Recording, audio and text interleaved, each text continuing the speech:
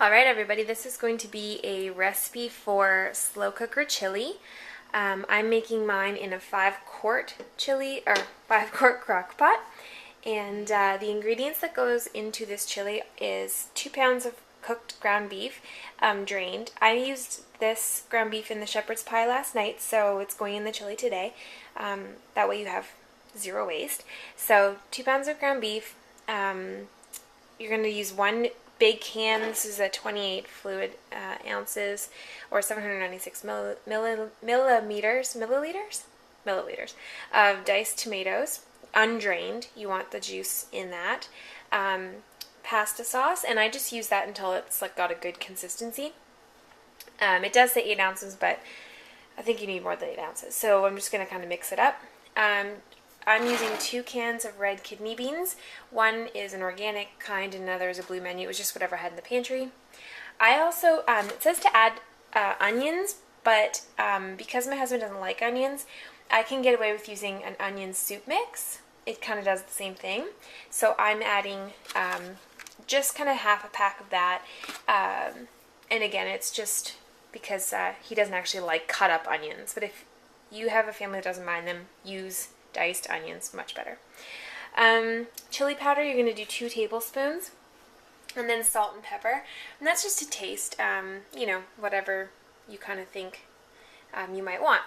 So I have everything ready to go. The first thing you want to do is take your ground beef and add it to the slow cooker. Okay, so once you have your ground beef in your slow cooker, you can really add the all the other ingredients, like there's no real order. I like to save the tomato sauce till last, just because again I use it for consistency.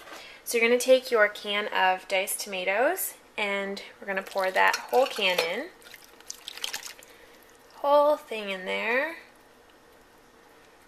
Okay, put the can aside.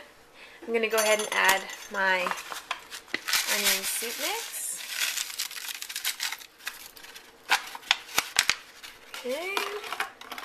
We're going to add, I've got to rinse my kidney beans. So the kidney beans should be drained and rinsed. Just because they have a lot of like they have a film on them. Okay, you're going to want to add those to your crock pot. You can see we're getting pretty full here. I'm just going to stop the camera for a second, give this a stir, and then add the pasta sauce.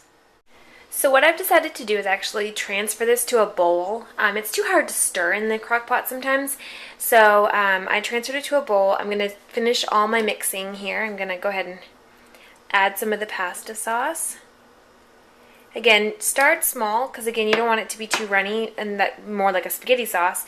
So just stir that up good, really, really well. I have to add my chili powder still, my salt and pepper, and I'm going to do also 2 cloves of minced garlic using my garlic press. So I'm going to add that as well. Mix it all up, and once it's mixed, I'll show you guys right before we put it in the crock pot.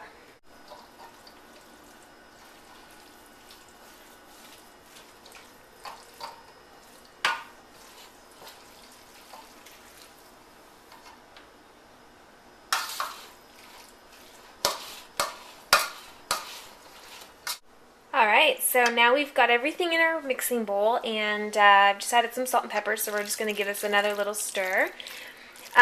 Essentially, when you're doing it in your bowl, before you transfer to the crock pot, what you're looking for is like a consistency of what you would want to eat for chili.